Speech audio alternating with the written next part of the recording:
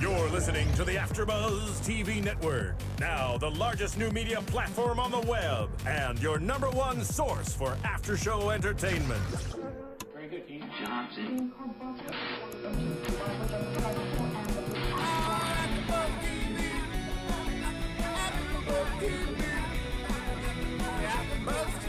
From the AFTERBUZZ Studios in Los Angeles, California, presented by Maria Menounos and Bing.com, and streaming live thanks to Akamai Technologies, this is AFTERBUZZ TV's The Voice After Show.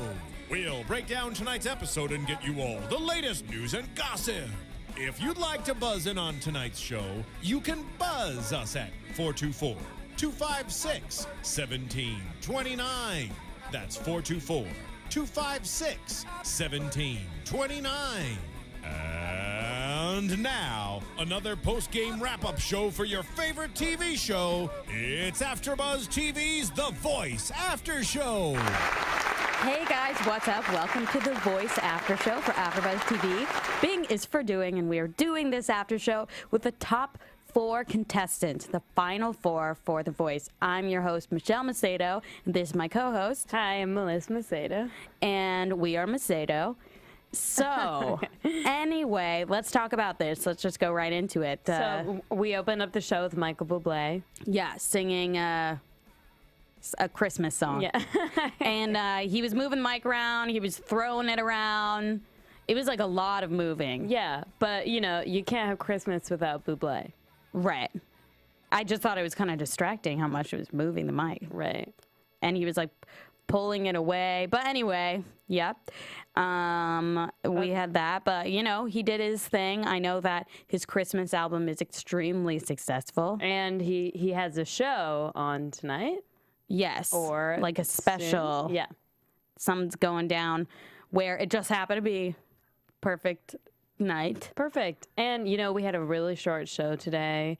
We are at the top 4, you guys. We have made it this far. And I believe next week is the last episode. Well, tomorrow's episode, the person with the least votes goes home.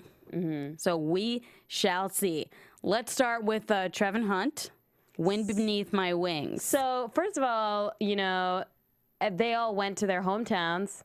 Like, they were all given the keys to their city. Is that how I can get the I don't know key? how often they give keys out. And he's just like, work really hard, you guys. And Well, it's like, yeah. you're 17. Well, he went back to his middle school, and he was like, you know, we all know that his 8th grade teacher, who's probably unemployed at this point. Right. Yeah, they didn't say anything about that. Yeah, his 8th grade teacher told him, you know, you're not going to amount to anything. And he went back to his middle school and was like, if you just work hard, then you will. And, like, I was in those bleachers, I mean, like, a few years ago. Yeah, I mean, that was not Like a long time ago. 4 years ago. And, you know, The Voice is a big deal, and it's a great, huge Yeah, but platform. has he graduated high school yet? I don't know.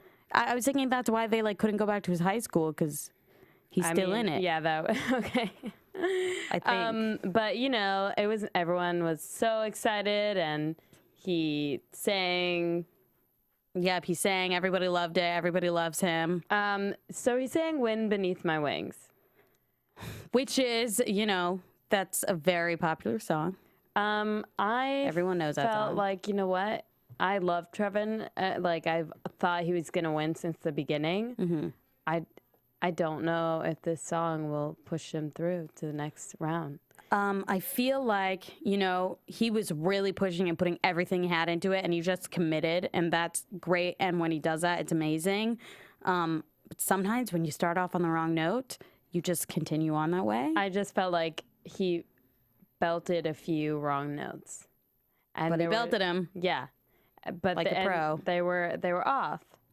Yeah. And maybe he couldn't hear himself, or I don't know what was going on, but that was really difficult because it was the first contestant performance of the night. Yeah. A lot of pressure there. That's a lot of pressure. And you're in the top 4. It's like, you know. He has an amazing voice. Everybody knows that. Everyone loves this song. Did I ever tell you you're my hero? I think Melissa wrote that song about me. I don't know about that. Anyway, next we had Nicholas David, who kind of looked like if Vincent Price was an old mountain man. Mm-hmm. So Nicholas David is from Minnesota, so they went back to Minnesota. Mm-hmm. And he, I guess, got a house, and he had never been to his house. Oh, yeah. He said, I moved. I'm going home to a home that he's never been to. He also has another little one on the way. Yeah, his wife's preggo. So then he went to go listen to the heartbeat. Yeah. I think he's been probably missing out on a lot being at The Voice. Yeah. Being busy. But from what he said, it made him inspired to do even more for his family. Yeah. And then he, performed from Minnesota. Oh, yes. He performed over the... I don't know how to do that. I don't know. I know it's like Midwestern. But, yeah, he sang You Are So Beautiful by Joe Cocker. And, yeah, what do you think of that song? Well, I feel like, he did a great job. And he does what, what I knew he could do and he would do. Again, maybe at this point they're not going to do really crazy different song choices. Right. Because it is so close. But, like, Nicholas is great. I don't think he should win, but I still think he's a great artist. Bold statement. Person, yeah. Well, I agree. I think he's played it safe a lot of the time. Mm-hmm. He took off his glasses. That's true.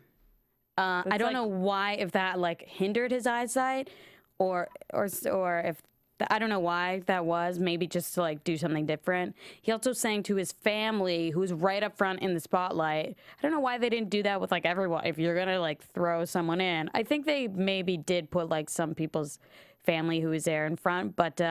Was it to Nicholas that last week he was like, I didn't know you were blind? Yeah. Yeah. So maybe it was more than last week, I think, but when he had the sunglasses on. So maybe, it's something about that. And I thought it was better that you could see his face. Yeah. I was so used to seeing him with glasses. And he had it just totally, different look. Maybe he's experimenting. Hair. He has a lot of hair. He's a lot of hair. It must get really sweaty. He performed at this place back in Minnesota called the Happy Gnome, and he's sort of like a happy gnome. He is kind of like a happy gnome. But he's not He went to the Mall of America. That's what I know about more like a Minnesota. Happy giant. Yeah, he's kind of big. He's not gnome-like. Anyway, he's just gnome in his fur. Okay, so then we had Blake Shelton performing White Christmas, and Blake Shelton did something really cool, which is he invited everyone that had been on his team. All 16 members from this season. Yeah, to sing background vocal on White Christmas. Yeah. It's just weird when you finish my sentence. That is weird. So that happened, and that was cool. I just want to say... I was really sick last week, and I watched a 16-hour World War II documentary. Good. And White Christmas actually was Bing Crosby, Yeah. And it came out in 1942, I believe, in that movie. And the troops, it was just a really important song for the troops during World War II. And they all heard it that first Christmas that they were away at World War II. That's so sad. Yeah. But apparently it was a huge hit. Yeah, it was, clearly. Yeah. I mean, at the time, too. Yeah. Anyway, I just thought I'd throw in a little history there. Yeah, that's a good history lesson there. And clearly it still has... It still has resonance today, and that's interesting. And yeah, I know that for anyone who hasn't seen that movie with Bing Crosby, you should probably see it. Yeah, it's a classic. It's a classic. Definitely. So Blake Shelton called all of them into the studio, and then they all rehearsed, and then they all performed live with him. And it started to snow. Yeah, it did. Right in The LA. Voice, right in LA, right in the middle of the NBC lot. Who knew? I knew. Yeah. But anyway, Michael Bublé also said that he got Blake Shelton's a Snuggie and vodka. That's true. Which is a great gift. That is a good Christmas present. Yeah, I'd say a perfect one for Blake. I feel like he would just sit by the fire I could in his snuggie drinking vodka. I'm dreaming. Yeah, and then like everyone, all of his Christmas party people, his team. So that was really cool that he brought all those people back. And he said it's something that they can all have now forever. Yeah, it is really awesome. And it's going to be on his new Christmas album that is coming out. He's having a Christmas special. Yes. Coming up. Yes. I know that his new Christmas album, I think they said, is doing really well. And Right, yeah. is the top most added, him and like Adam Levine's or something song is the top most added song on the radio right now. So woo. Seems like he's a nice guy. He deserves it. Yeah. Okay, then we had Cassidy Pope with Stupid Boy, Keith Urban's song that I'd never heard. I don't know Keith Urban's music, but, you know, it's country. And Such a she good song. blew it away. Like, she was amazing. It's a great song. She went home to West Palm Beach, Florida. Oh, right. She did go home. They gave her the key there, too. Yes, of the city. Just handing out keys. And she performed. There was a huge crowd. Yeah, huge crowd.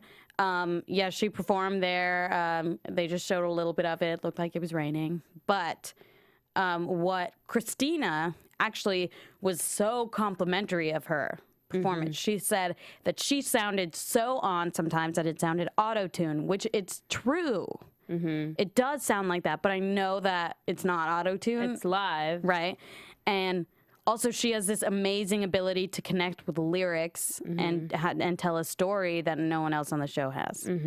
And so that's why Blake said that he chooses these country songs for her. Right. I mean, she's amazing. We all got goosebumps, chills, but not in a flu-ish way. In a healthy way. Yeah.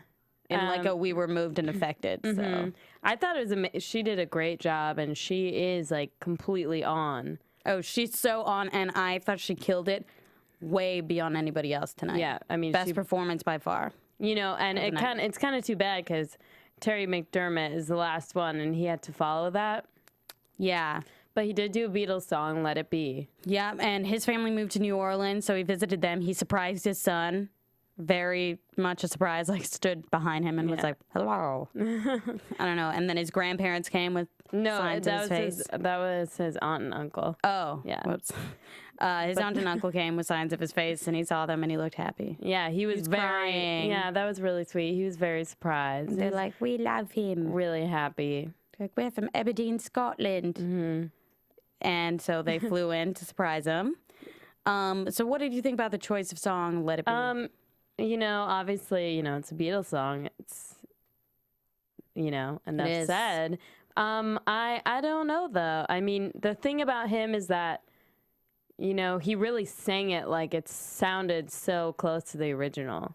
Yeah, he really has that quality of classic rock singer. He's like a mix between all of them. It's kind of crazy. And he did like a nice thing at the end.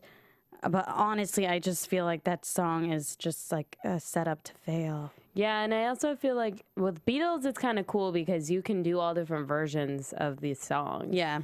And it could be a really cool cover. But I felt like this was too much like the original. Yeah, they didn't really do anything that different. Yeah, and it made me feel like it was just trying to be the Beatles, you know? Yeah, what do you think about it? That's the, you know, I think that obviously everyone loves that song. Everyone knows that song. And everyone was singing, I mean, besides Cassidy Pope, songs that everyone knows and loves. And I just think that Beatles songs, especially Let It Be, yeah, you should do something really totally different. And, you know, I think it was a good performance.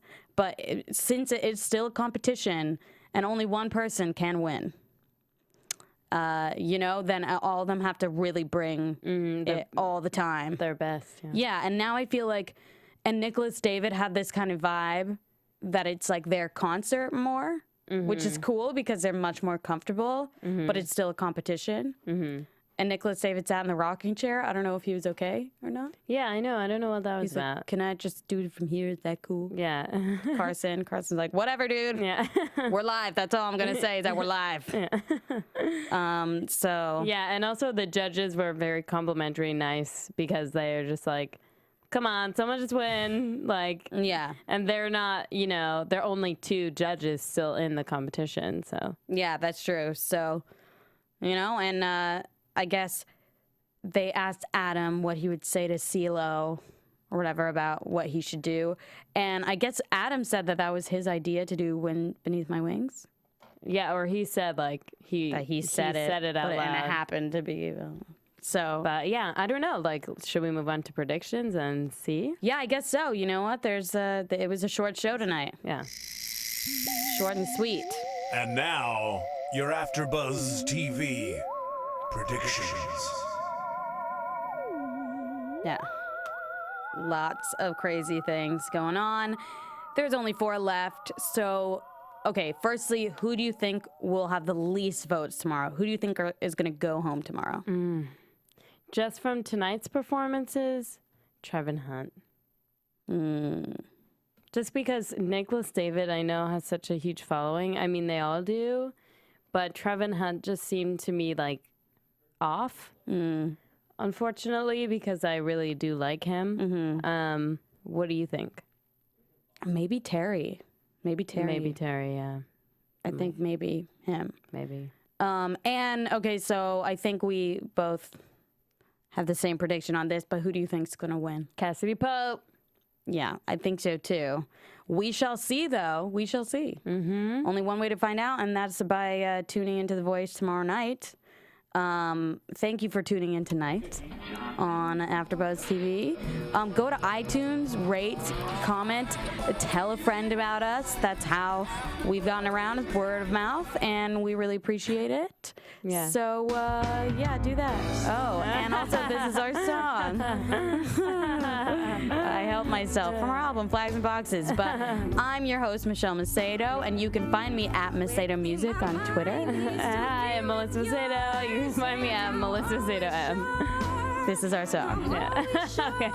Check it out. Bing.com. Executive producers Maria Menounos, Kevin Undergaro, Phil Svitek, and the entire AfterBuzz TV staff. We would like to thank you for listening to the AfterBuzz TV network. To watch or listen to other after shows and post comments or questions, be sure to visit AfterBuzzTV.com. I'm Sir Richard Wentworth, and this has been a presentation of AfterBuzz TV. Buzz you later. The views expressed herein are those of the hosts only and do not necessarily reflect the views of AfterBuzz TV or its owners or principals.